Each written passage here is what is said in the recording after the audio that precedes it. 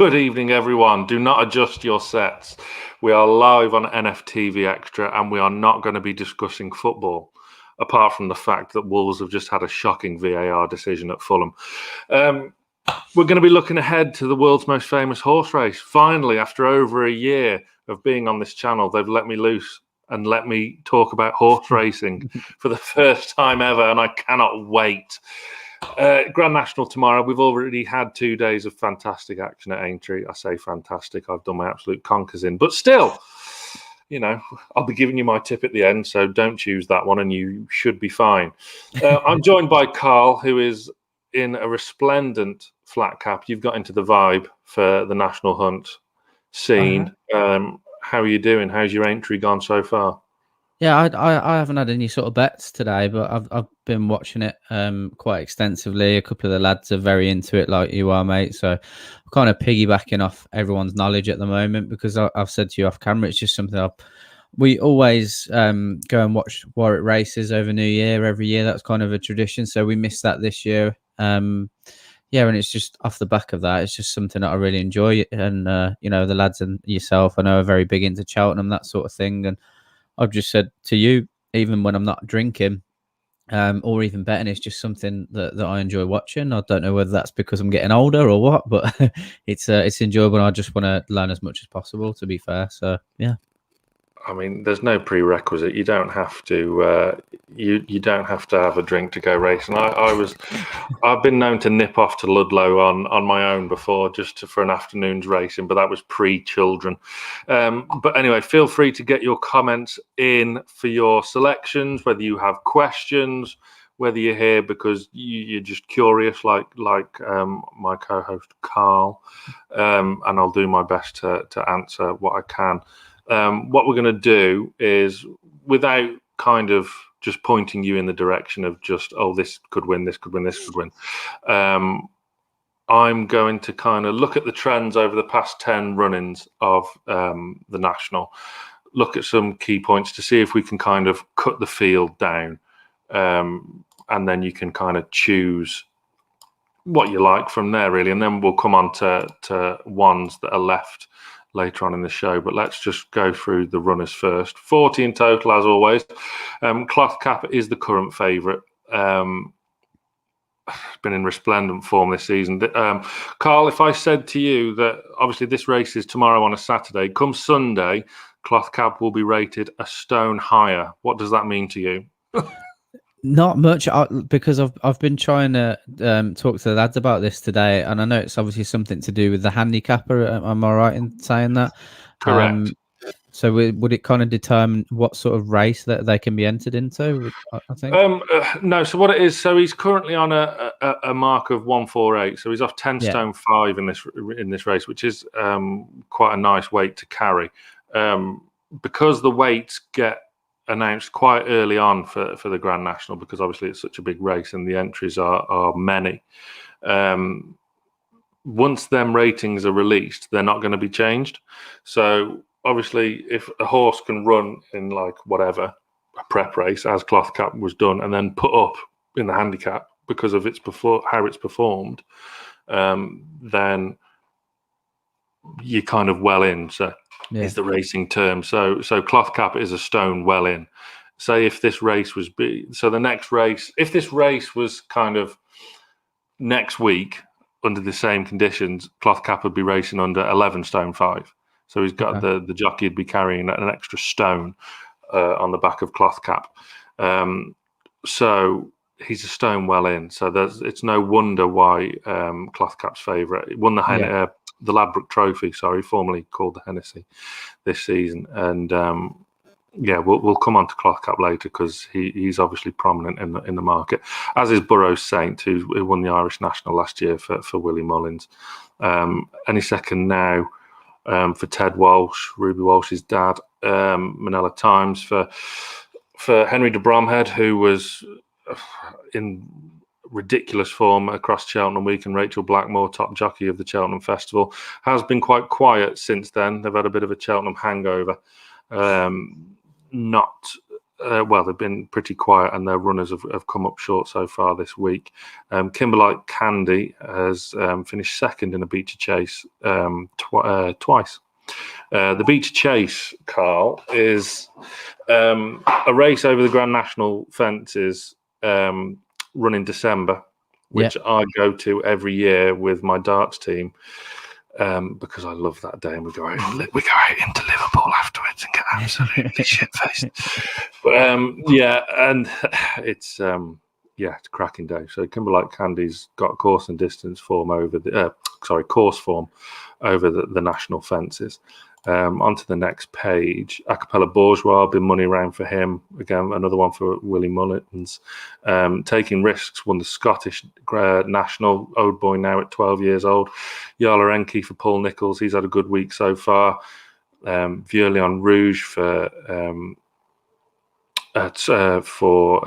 David Pipe, two-time winner of the Beecher Chase, which I alluded to earlier. Canelo. Any boxing fans out there? Definitely backing him just because I'm a big Canelo fan. But other than that, Canelo won the Roll of Merrick at Christmas time round Wetherby. Probably a bit too hot of a race for him this time, but I wouldn't put you off just in case, Karl.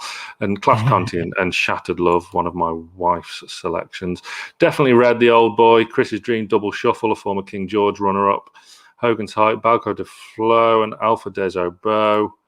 Actually, 40 runners. Far Class, I just don't think he'll stay the trip. He's more astute to races over 2.5 mile.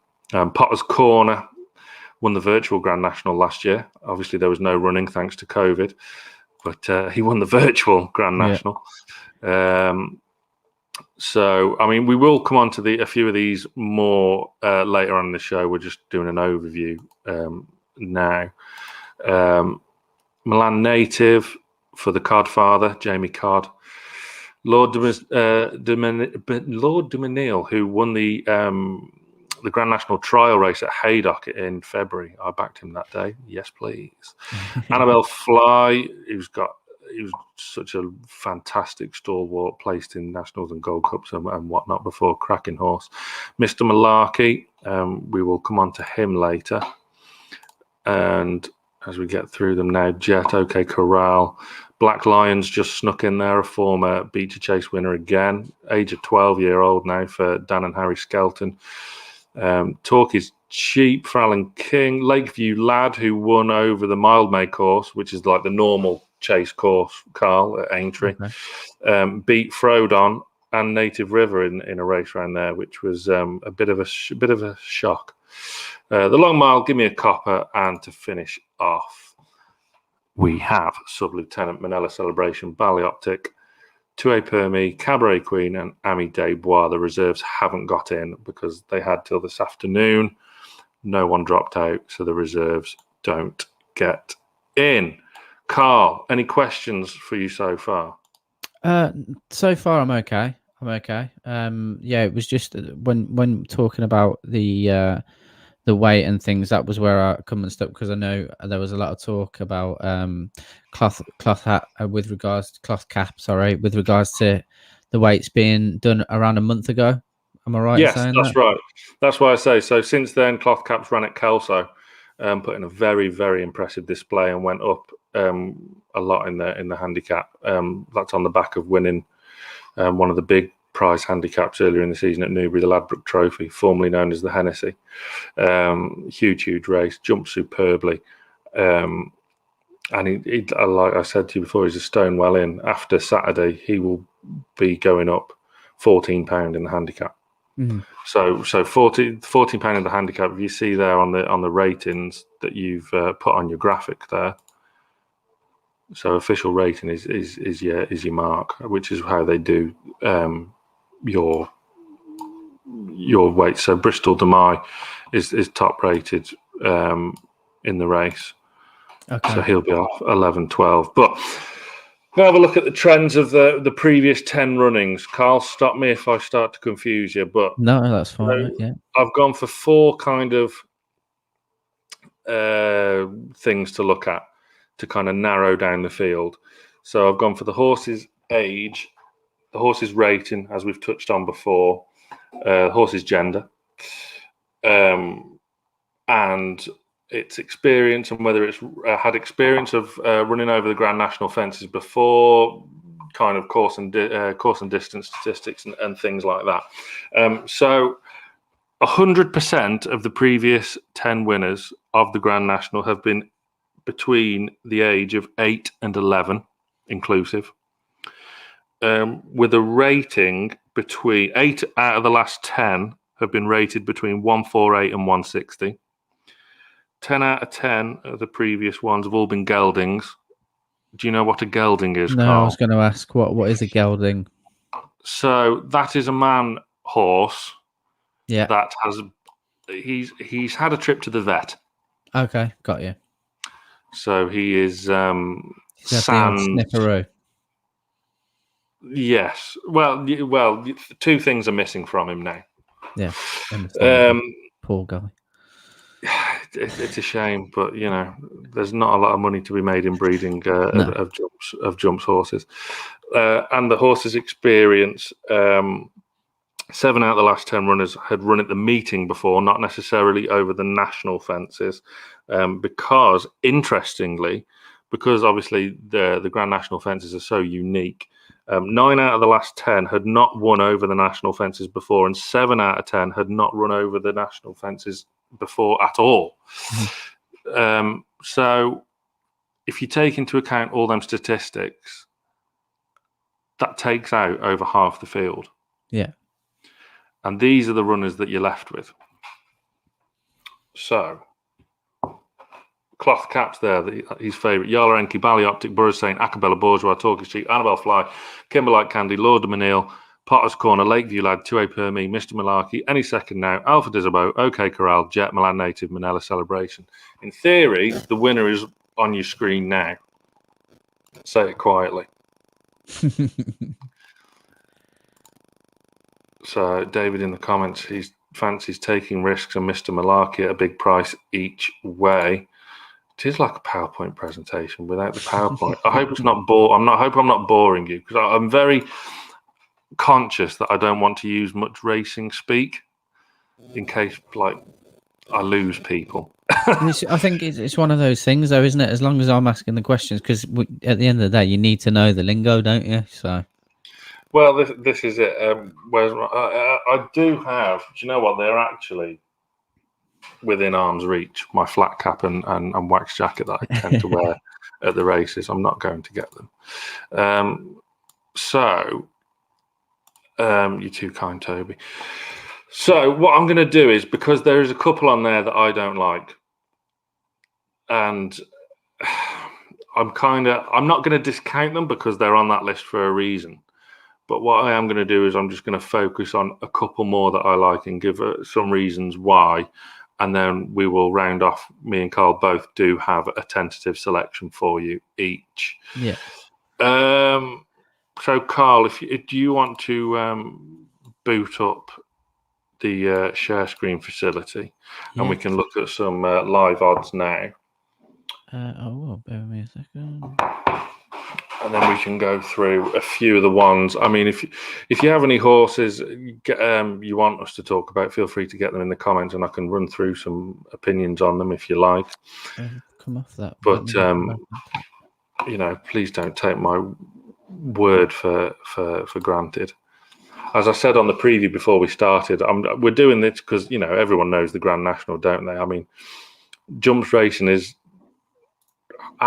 Aside from Newcastle United, jumps racing is my huge passion in life. So, admittedly, the Grand National doesn't take a lot of my focus when it comes to the jump season, but why not? Why not? It's still a nice spectacle for the whole family to enjoy. Definitely. And please do gamble responsibly. Exactly, and do gamble responsibly. Yeah, that's right. Don't go mad, I think, is the the key. Can I talk about the jockeys as well? Of course I can. That is not a problem. Adam Bryant works for me. Why is he watching? Annabelle Fly should get into the places, so you've heard that here first. Annabelle Fly will finish unplaced in the Grand National. Of course, I was going to ask Sam. Go on. What is the hangover that Rachel Blackmore's had after a fantastic week at Cheltenham? Well, it's more to do with because she's stable jockey for Henry de Bromhead, who had an absolutely fantastic Cheltenham festival. Willie Mullins only beat de Bromhead for top trainer on countback, but de Bromhead won the most of the pattern races, won the champion chase. We put the kettle on. Gold Cup, obviously, with Manila Rindo. Well, first and second in the Gold Cup. Bob Ollinger in the what is now it used to be called is it still the Ballymore? I get confused with all these sponsors. I can't keep up, but they've got a very, very impressive array of horses, which not all have travelled to Aintree. In fact, none of them have. And also the big meeting in Ireland this past week was Easter weekend at Fairy House, which you had the Irish Grand National, which made the news because it was 150-1 winner. Basically, their big guns haven't been raced, and they're basically not firing. I think if I just quickly look at this, the stable has had one winner in the past 2 weeks. Okay, wow. Running at a strike, that's the trainer, running at a strike rate of 3%. And Rachel Blackmore has had one winner in the past 2 weeks from 22 rides. So she's running at a strike rate of 5%. I do expect money to come for Manila Times because your kind of once, twice a year punters will latch on to Rachel Blackmore because she's obviously been in the news for so much. But look, it's off a good weight. Was Manila Times on the list? I don't think it was it? I don't think it was, mate. No. Yeah, it's. I'll be honest, it's not one that's kind of leapt into my calculations. It's just out of interest as well, Sam, because there's quite a few horses. I think there's even a couple, yesterday that might have been priced out at maybe 60-1, and then they've gone down to like 16s and that sort of thing. And I know a lot of that will come from people pumping money into that particular horse. But is there any other factors like that close to the race that would bring the odds down?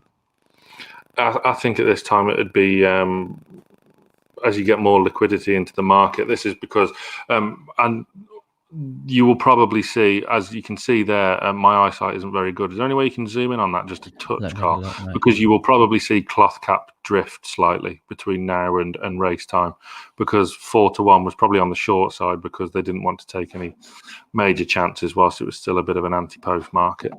So once money starts to come for the other horses, that would probably just be edged out somewhat. I think you might. Is that 11-2 now, cloth cap? That doesn't surprise me the slightest.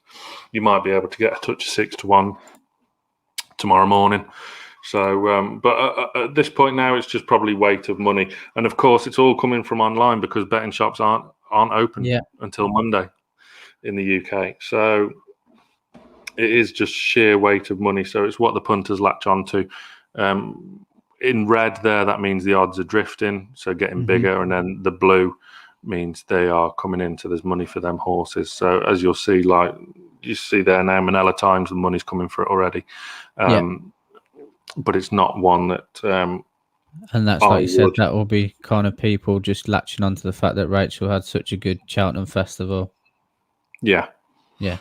Now, there's a few in particular I do want to talk about. We've touched on cloth cap before, but I'll just round up on cloth cap. Owned by Trevor Hemmings, who's had the winner of this race 3 times, I think, previously anyway. Hedge Hunter, Ballabriggs, Many Clouds. Great affinity with the race. And as we've already touched upon, his weight and how well in he is. Fantastic performance at Kelso, beating ASO by 7.5 lengths, whilst giving him £3 as well. ASO's no mug if he doesn't get his head in front that often, but also 4th and 5th in that race was 2 runners in the field as well, Indefinitely Red and Lakeview Lad.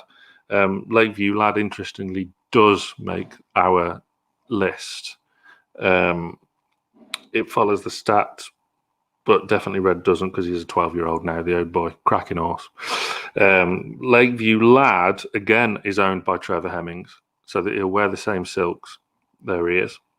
What price is he, Karl? He's drifting to 66. So big price. So not without a chance. As I say, he follows the trends.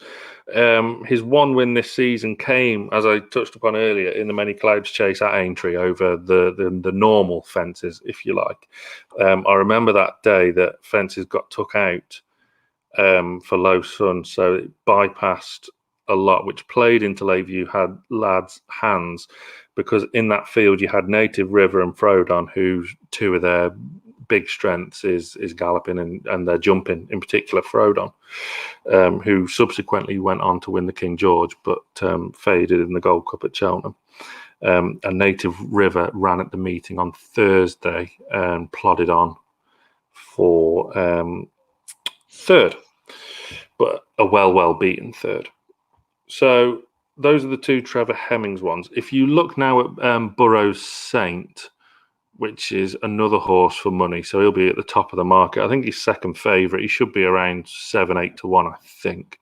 Yeah, around 7s, 15 to 2, that sort of price. So he won the Irish Grand National in 2019.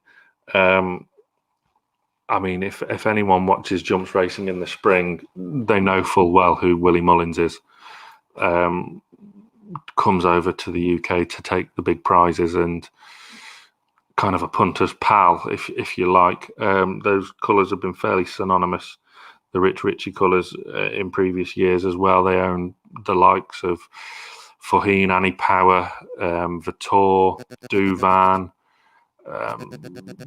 loads of top like Grade 1 horses, multiple Grade 1 winning horses.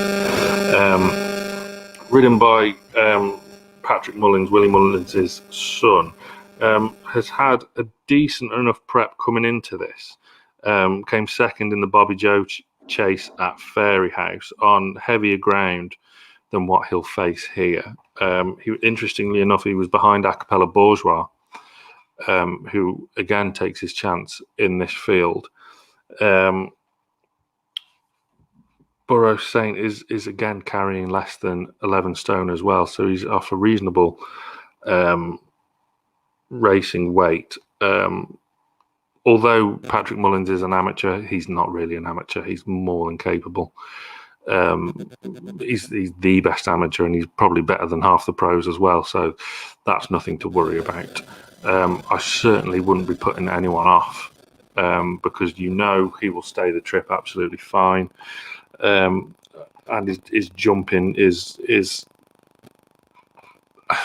mustard. There's no issue. So I think he's one definitely to take into consideration, especially as the Irish are coming over and taking all the big prize pots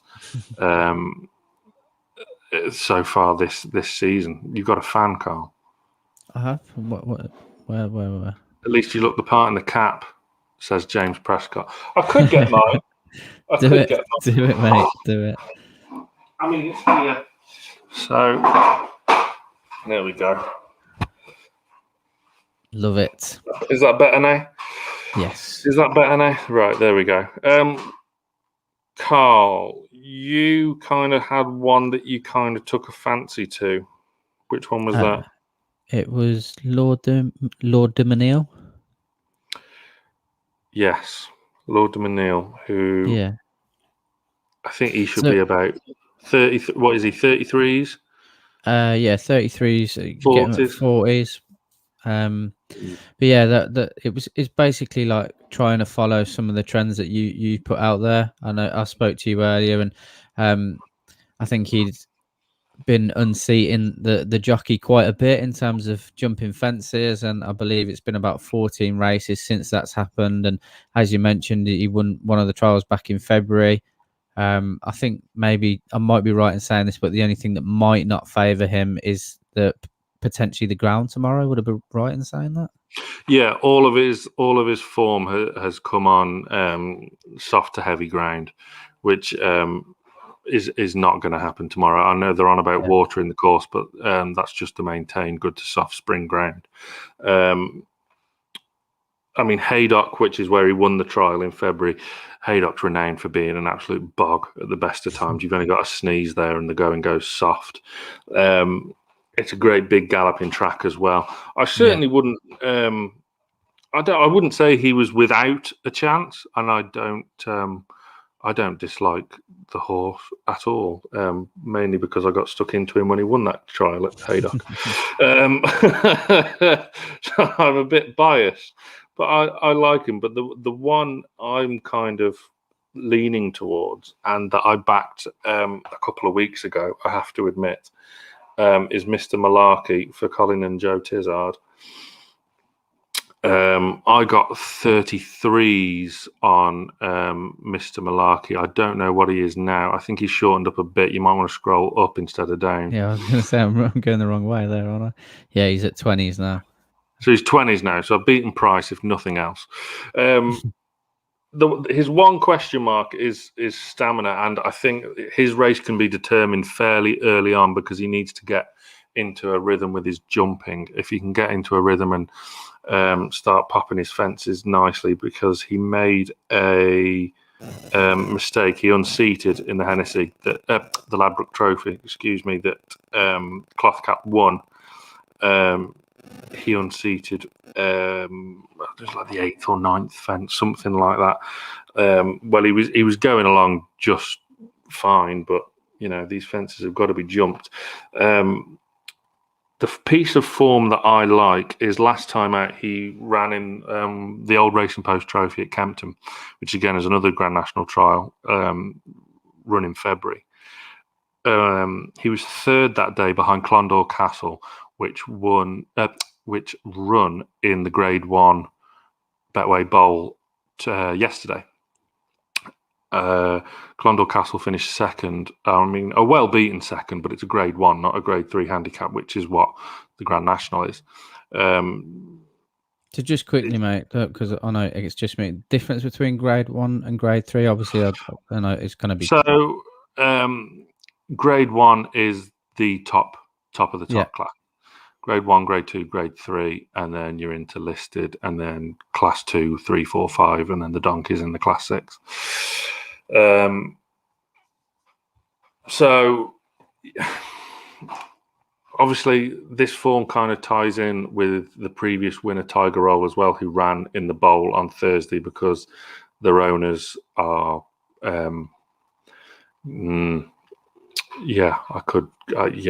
owners I'm not a fan of, but so Tiger Roll should be running in the National because it's won at the last two runnings, obviously. But it ran in the Grade 1 Bowl to prove a point because they weren't happy with the rating that they received for the Grand National. So as I say, Clondor Castle was a well-beaten second, but it was a Grade 1 yesterday.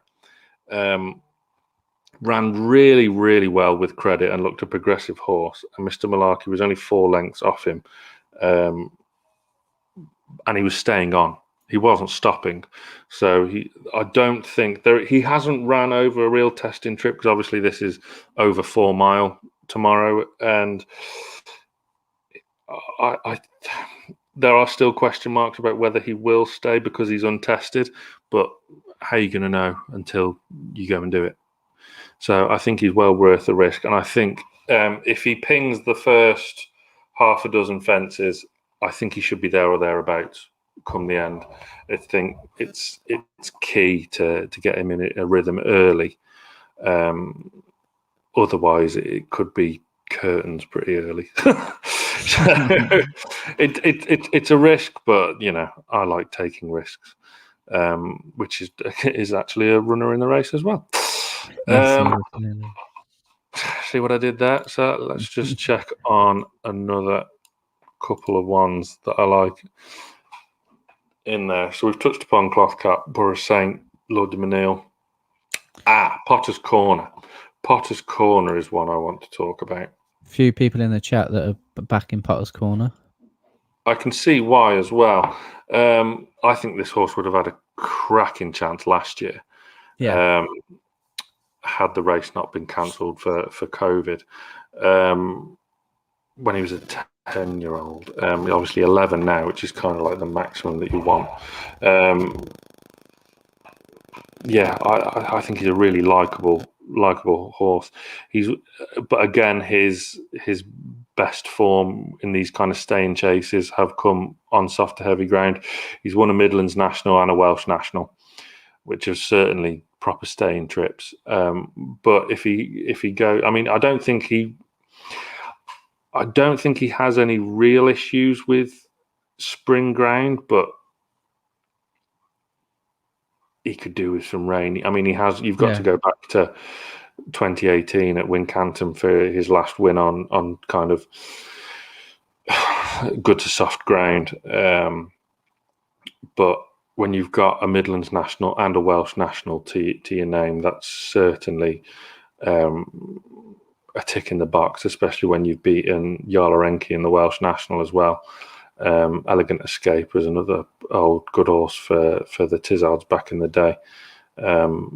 Just quickly, Sam, with regards to the ground, when obviously you've got horses that are better at jumping in bogs, for example, like Lord Dominio, and then you've got other horses who are much better at jumping on harder ground.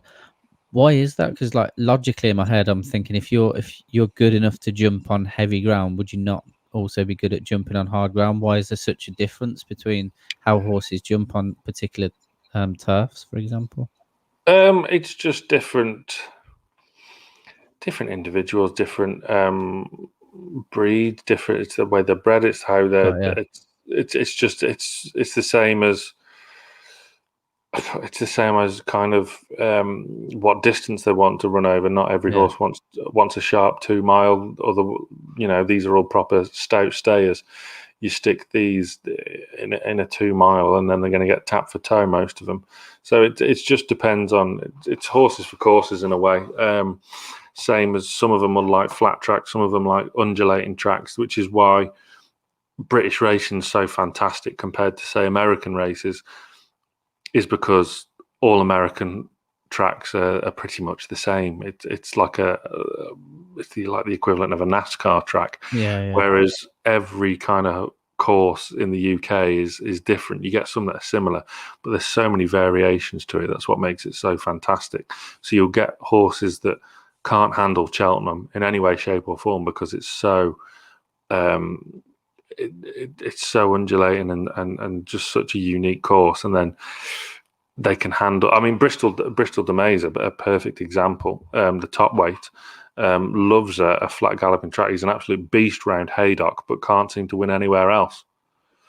So he's won Grade Ones. He's won 3 Betfair chases, which is a Grade 1 round Haydock, and a Peter Marsh chase round Haydock, which are all fantastic races to have in your locker, but can't buy a win anywhere else. Yeah. If you turn up to a speed track at like Kempton, he's ran pretty poorly in the King George on Boxing Day. He's an interesting runner, is Bristol de Mai, because he is a powerful galloper, and I'm not his biggest fan, but I think he's not without a hope. To be fair, I certainly wouldn't put people off. Yeah. As Martin quite rightly says, please do smash the like button.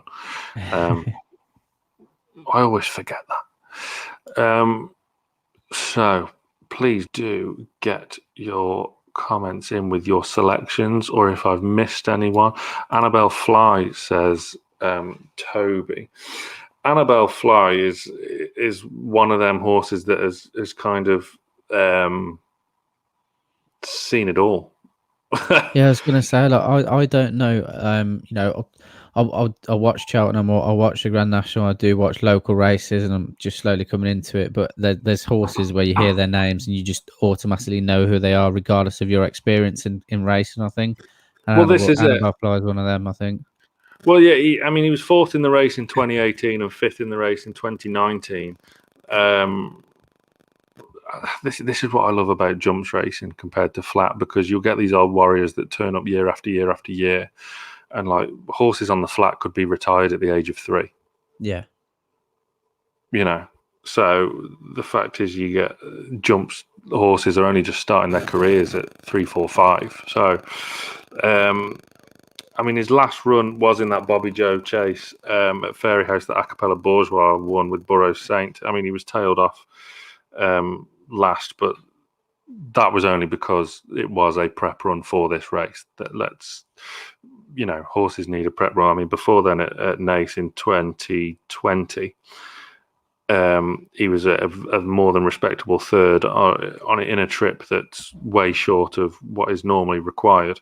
So that run at Fairy House in February was purely a pipe opener to blow the cobwebs off, if you like.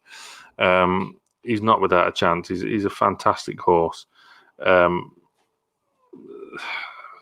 stable's very cold. It hasn't had a winner in the past 2 weeks. But Tony Martin can get him ready for the big day. Yeah, that's a very good analogy, actually. Annabelle Fly is the Spurs of racing. I like that. Nick in the comment, Hogan's height. So did that make the list? I have a feeling it did. Let me just double check. Nick is one of my he's my business partner, to be fair. So all work went out the window for Cheltenham. It was literally just racing on in the office all week. There was no work, and it's been the same today, to be fair. So yeah, he's one of the lads that I've been speaking about. So yeah, I'm interested to see what your take is on his pick. I mean, look, he's 100 to 1. He's only rated 146, so he's off 10 stone 3. The fact is, though, that what he has got going for him in spades is he won the Grand Sefton, and he ran it. He won it really, really nicely. Yeah. The Grand Sefton is run on Beach Chase Day, Karl, but it's a slightly shorter distance than the Beach Chase, but it is over the national fences. Okay. So he won that back in 2019 and beat some really useful sorts. He won it by 16 lengths. 16 since lengths?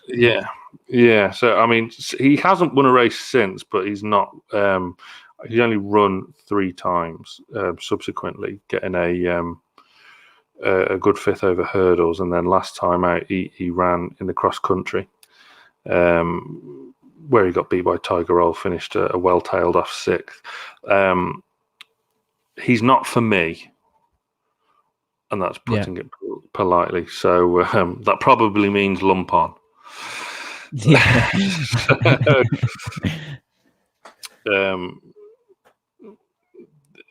Look, whether he's got. I mean, he should have the proper stamina if he's running in a cross country, but he didn't run well in it. Put it that way. He made an early mistake and was well tailed off at the back. Never really got going. Ignore the horses. Who is the standout jockey? Well, unfortunately, you can't ignore the horses because they're the ones doing the running.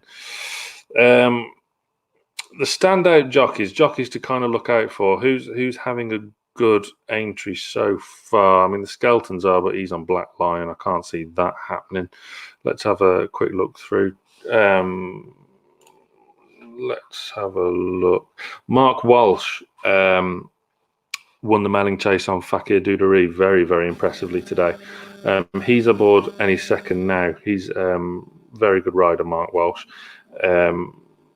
Any second now, won at the 2019 Cheltenham Festival. And this has been the aim ever since, really. He's trained by Ted Walsh, who I'm sure you've all heard of Ruby Walsh. So Ted Walsh is his par. He doesn't train many these days, but he's had a winner of the National before. He kind of always targets this race, and he's come close since with the likes of Seabass in previous years. I mean, look, last time out in his prep race, he ran over 2 mile, so less than half the distance.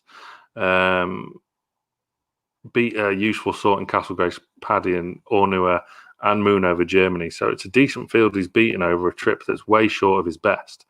Will he stay the 4 and a bit mile? I think so.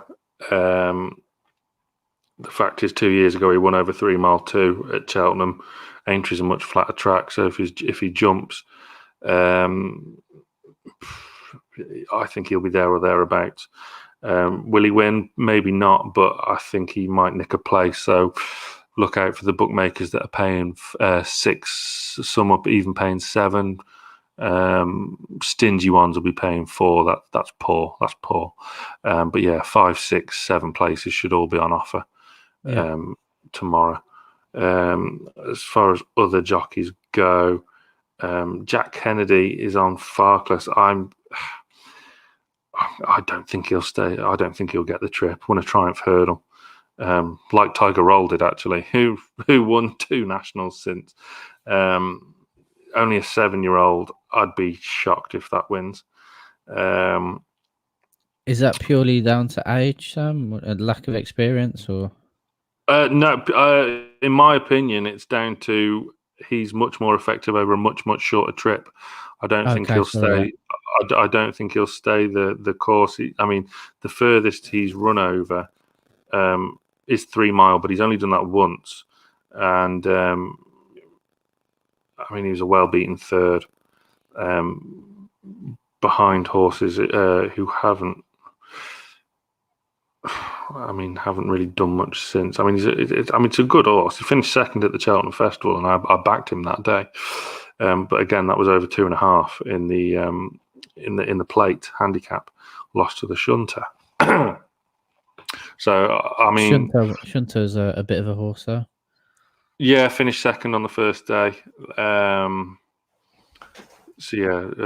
by JP McManus, leading owner as well. So those are the 2 kind of jockeys I'd look for. Bryony Frost, she's probably the top female British jockey. She's on Yalarenki. She'll get a good spin out of him. He's been third in the last 3 runnings of the Welsh National. So he loves a good staying trip. He does. Okay. Bryony Frost knows how to get a good tune out of good jumping horses. I could watch her ride Frodon all day because it's just majestic how she gets him to jump. Those are the kind of jockeys I'd look out for. I was going to ask as well, because forgive me if we've missed. Have we spoken much about Manila Celebration? Because I think he was on the list. Manila Celebration. No, we haven't spoke about Manila Celebration. I think that is on our list, though. It is, though, isn't it? So yeah, Manila Celebration. If I just check my notes, what price is Manila Celebration? He is. He's about 80s, 100 to 1. Yeah, it's quite a way out. Yeah, 80s, mate. He's got a decent record round Aintree in the normal on the normal fences, not on the national course. He unseated his rider in the Beecher Chase in 2020, but he won over the normal course in a Veterans Chase back in October. Won very impressively as well. Won by 14 lengths. One at a price. I wouldn't. I think he's not without a chance. There are better horses in the field, of course, Ro. That's why he's down in the handicap. But I wouldn't at a big price. Who's paying 6 or 7 places there? Yeah, he might sneak into the top 6 or 7. I don't see why not. There's always one big price in there. I don't see any reason why it couldn't be him. Fair enough. So Toby's happy with that. He's lumping on. Just in that. Who's paying 7? There's a few there you can see that are paying 7.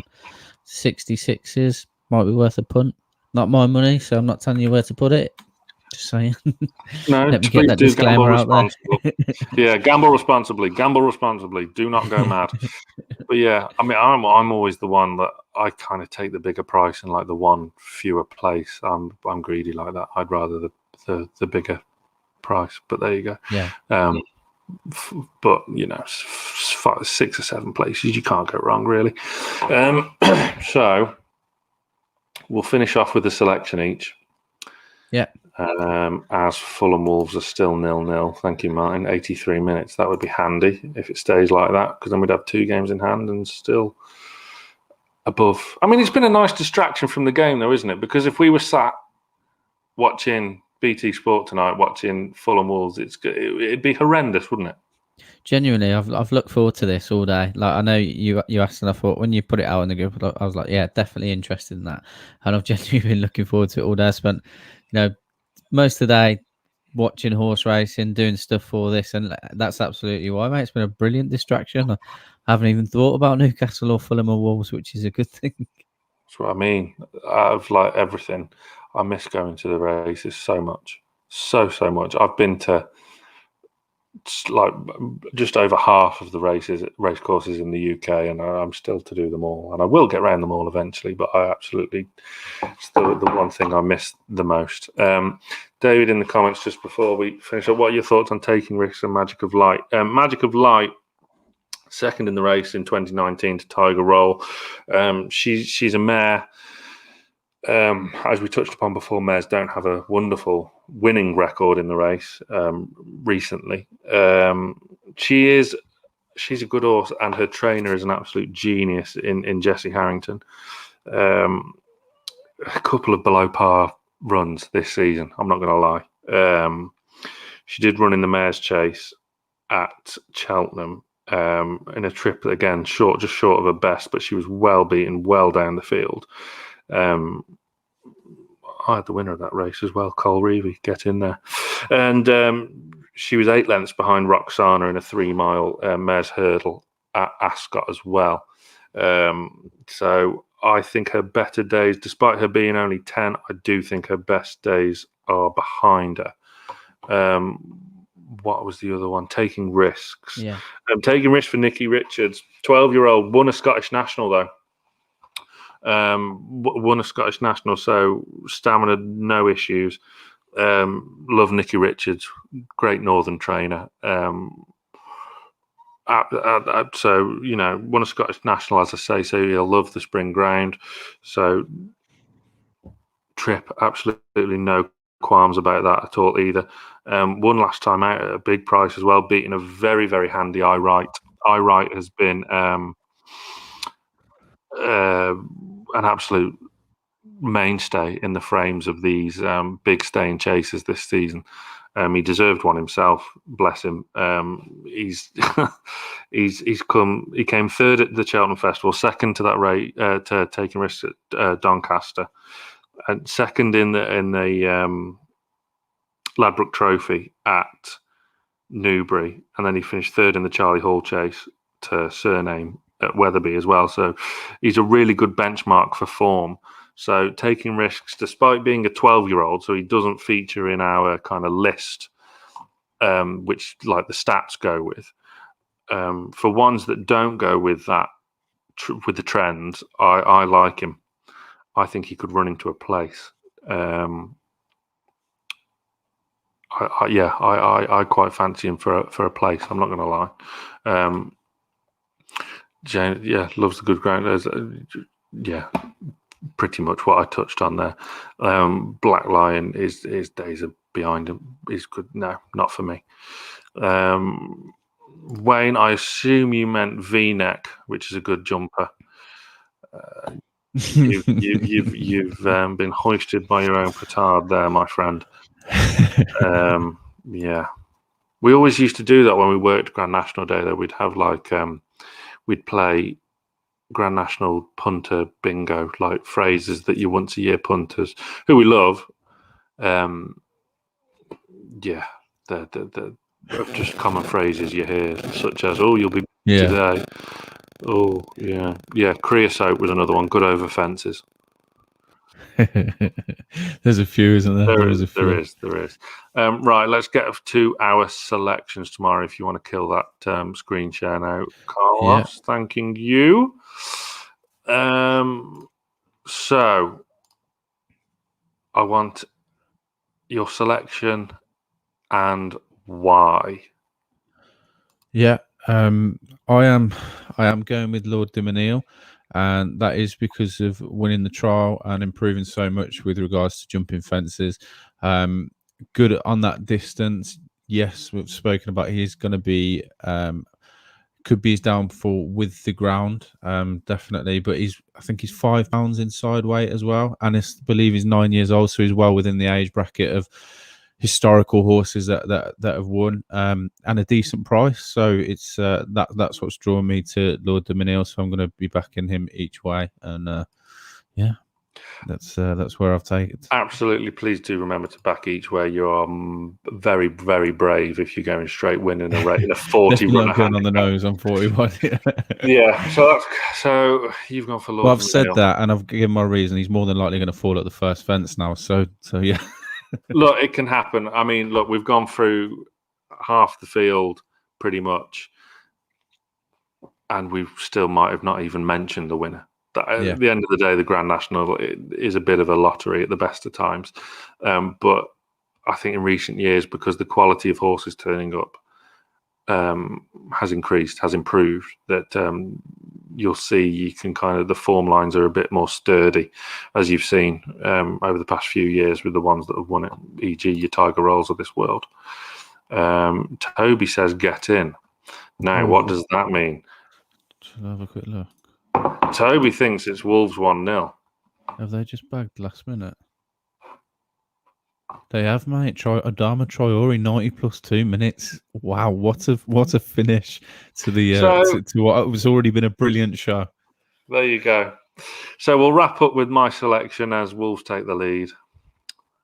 And I alluded to it before. It's Mr. Malarkey. I backed it at 33s. Actually, I boosted it on. I think I got 35s. Available only at 20s now, but back it, best odds guaranteed online and all that. So it drifts, you get the bigger price.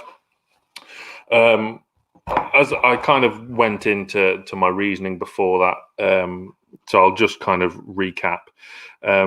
He is untested over this trip, but if you don't run over this trip and don't try it, how are you going to know?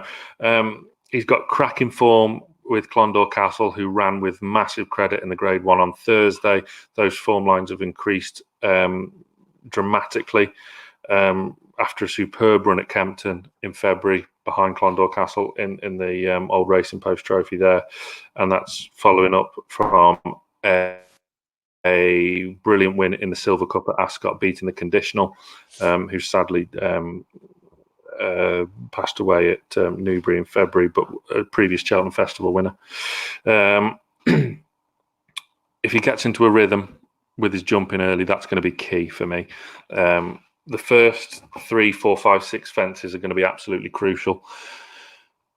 I think if he pops them nicely, you should be in for a clear round of jumping, and I'm fairly confident he'll make the frame. So that's my reasoning. Look, if the probability suggests we're a mile away, and as I say, I've done my absolute conkers in the first 2 days of entry. So there you go. I need Mr. Malarkey to get me out of trouble. But please do like this video, and we'll see how it goes. Who knows? We might be back and we might do a preview night for Cheltenham next year, or maybe for Royal Ascot on the flat or something like that. Who knows? But thank you very much, Karl. Have you had fun? Have you learnt a bit? I have, mate. I've genuinely really enjoyed it. Really enjoyed it. I appreciate you doing it, mate. It's been cracking. And it looks like everyone in the comments have enjoyed it as well, which is good. That is good, yes. I mean, it's just purely for me. This is, as I say, I bloody love me horse racing. So it's about time I got unleashed. And if, racing TV bigwigs are watching, I am available. So that's it from Karl and myself. Please do enjoy the racing tomorrow. And there's fantastic races on the card. There's the Liverpool Hurdle, the 2.5 mile novice hurdle as well, a few grade 1s in there, so it's a fantastic day's racing, the Mersey Hurdle, which my Drogo is running in, so I'll be looking forward to that, and the Novices Chase as well, which Shishkin is running in, who's probably one of the best jumps race horses going at the moment, so he'll be a great sight to see. So enjoy the racing, fingers crossed for a win on Sunday as well. That is it. Please give the video a like, and we'll see you on match day Sunday.